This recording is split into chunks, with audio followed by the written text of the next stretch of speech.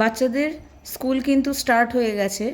বাচ্চাদের school start হলেই কিন্তু মায়েদের একটা টেনশন থাকে যে আজকে বাচ্চার টিফিনে কী দেবে। এমন একটা টিফিন যেটা হেলদি এবং টেস্টি, আর অবশ্যই খুব কম সময়ের মধ্যে যাতে তৈরি হয়ে যায়। আর তাছাড়া বাচ্চাদের কিন্তু সেটা পছন্দ মতোও হতে হবে, না হলে ওরা কিন্তু মোটেও টিফিনটা খেয়ে আসবে না। যাই হোক, আজকে মঙ্গলবার, আমি কিন্তু পুচকুর টিফিনটা এরকমভাবেই প্যাক করি রোজ। ওকে আমি ফ্রুটসটা কেটে দিই না, ঠিক এভাবেই প্যাক করে দিই। ও এভাবেই পছন্দ করে, আর ও কিন্তু ফ্রুটসটা ঠিক খেয়েই আসে। আর টিফিনটাও অবশ্যই খায়, মাঝে মধ্যে হয়তো একটু খেলো না, দুষ্টুমি করে, কোনো অসুবিধা নেই। যাওয়ার সময় কিন্তু ওকে বেশ আমি পেটটা ভরিয়েই খাইয়ে দিই। আর আজকে ওর প্লেটে শশাটা দিতে ভুলে গেছি, ও ভীষণ শশাটা পছন্দ করে। যাই হোক, ওর হয়তো একটু অসুবিধা হচ্ছে, গলাটা শুকিয়ে যাচ্ছে। সকালবেলা আমিও ব্যস্ত ছিলাম বলে অতটা আমার খেয়াল নেই। পরে যখন ভিডিওটা আমি দেখছি তখন দেখলাম যে ওর প্লেটে শশাটা নেই। যাই হোক, কোনো ব্যাপার না। সকালবেলা অবশ্য ও যদি না করে, আমি কিন্তু ওকে আর জোর করি না, যেহেতু টিফিনটাও থাকে, তো কোনো অসুবিধা নেই। খিদে পেলে নিশ্চয়ই টিফিনটাও ভালো করে খেয়ে নেবে ও। আমার পুচকু কিন্তু স্কুলে বেরিয়ে গেল। চলুন এবার চলে যাই আমার রান্নাঘরে। নমস্কার বন্ধুরা, টুকির রান্নাঘরে সবাইকে স্বাগত। আজকে কিন্তু আমি বানিয়ে নিয়েছি ভীষণই চটপটা একটা টেস্টি টিফিন। এই টিফিনটা বানিয়ে দিলে বাচ্চারা কিন্তু অবশ্যই ফিনিশ করে আসবে। প্রথমেই আমি এখানে আমার মেজারমেন্ট কাপে আটা নিয়ে নিচ্ছি। আপনারা কিন্তু আপনাদের প্রয়োজন অনুযায়ী আটাটা নিয়ে নেবেন। আর তাতে আমি দিয়ে দিচ্ছি 1/2 টিস্পুন নুন আর 1 চামচ রিফাইন্ড অয়েল। ময়ানটা ভালো করে হলে কিন্তু আটার পরোটাও কিন্তু খুব সফট হয়। ময়ানটাকে ভালো করে মিশিয়ে নিয়ে আমি এখানে অল্প অল্প জল দিয়ে ভালো করে আটাটাকে মেখে নেব। যেহেতু আটাটা এক একজনের কাছে এক এক রকম, সেই জন্য এইখানে আটাটা মাখার সময় জলের কিন্তু কোনো পরিমাপ বলা যাবে না। এটা কিন্তু নিজেদেরই একটু বুঝে নিতে হবে। ঘড়িতে সকাল 5:30 বেজে গেছে। এবার আমি ঝটপট করে কাটিংগুলো করে নেব। এই রেসিপিটা তৈরি করার জন্য 10 মিনিটস যথেষ্ট। আমি এখানে নিয়ে নিয়েছি 2টো টমেটো, 3টে রসুন আর একটা মিডিয়াম সাইজের পেঁয়াজ। পনির নিয়ে নিয়েছি প্রায় 100 গ্রাম। এটা কিন্তু হোমমেড পনির, এটা মার্কেট থেকে কেনা নয়। আমি কিন্তু কথা বলতে বলতে টমেটো, পেঁয়াজ এবং রসুন সব কিছু ভালো করে আরও একবার ধুয়ে নিয়ে চলে এসেছি। প্রথমেই আমি এখানে রসুনটাকে কুচিয়ে নিচ্ছি। এরপরে আমি পেঁয়াজটাকে খুব ভালো করে কুচিয়ে নেব। পেঁয়াজটা কোচানো হয়ে গেলে এরপর আমি টমেটোটাকেও ভালো করে কুচিয়ে নেব। পনিরটা বানানোর জন্য আমাদের কিন্তু আর কিছু কাটিং করার দরকার নেই।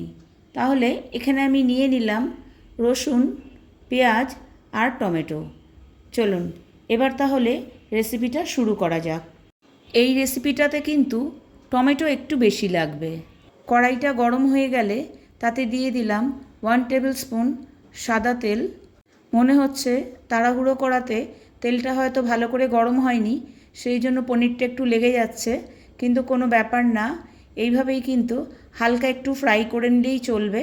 পনিরটা কিন্তু বেশি ভাজার কোনো দরকার নেই। আপনারা কিন্তু তেলটা ভালো করে গরম করে নেবেন, তাহলে কিন্তু এই স্টিকি ব্যাপারটা কিন্তু আপনাদের সাথে হবে না। যাই হোক, পনিরটা কিন্তু হালকা ভাজা হয়ে গেছে। পনিরটাকে আমি একটা বাটিতে নামিয়ে নিচ্ছি। সেম কড়াইতেই আমি দিয়ে দিলাম 1 টেবিল স্পুন রিফাইন্ড অয়েল। এতে দিয়ে দিলাম প্রথমে রসুন কুচিগুলোকে।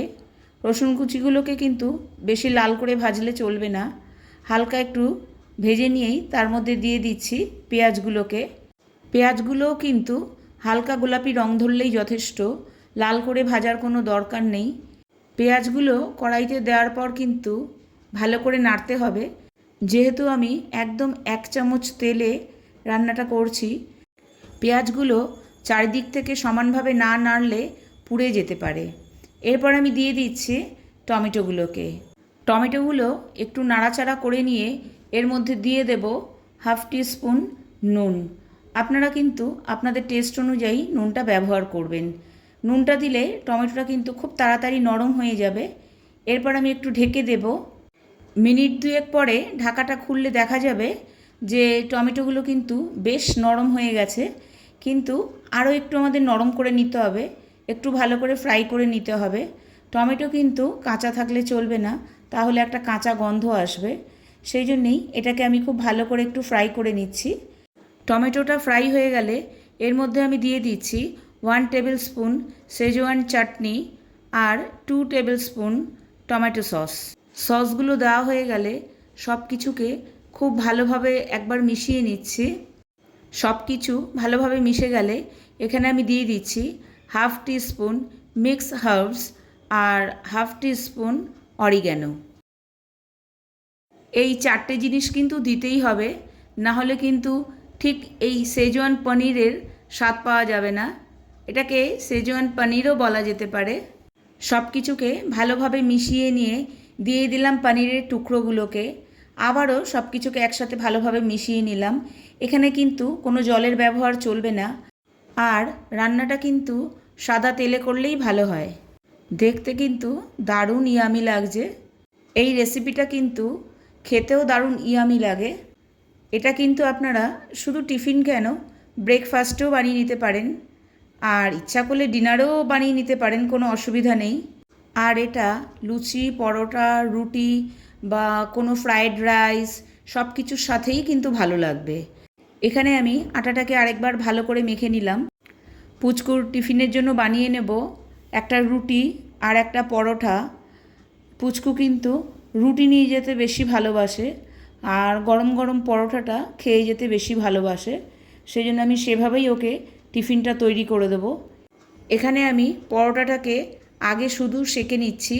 সেঁকা হয়ে গেলে তারপরে অল্প একটু চামচে করে সাদা ঘি লাগিয়ে নিচ্ছি। পরোটাটাকে কিন্তু উল্টে পাল্টে বেশ লাল লাল করে ভেজে নিতে হবে। এই সময় আমি গ্যাসের ফ্লেমটাকে মিডিয়ামে রেখেছি। ঠিক এভাবে কিন্তু উল্টে পাল্টে ভেজে নিলেই পরোটাটা কিন্তু একদম সফট হবে। রেসিপিটা অবশ্যই বাড়িতে একদিন ট্রাই করবেন। আর আমার ভিডিওটা যদি ভালো লেগে থাকে অবশ্যই আমাকে কমেন্ট বক্সে কমেন্ট করে জানাবেন। পরোটাটা কিন্তু আমার রেডি। চলুন এবার এটাকে টিফিন বক্সে প্যাক করে নিই। আমার চ্যানেলের পুরনো বন্ধুদের জানাই অসংখ্য ধন্যবাদ।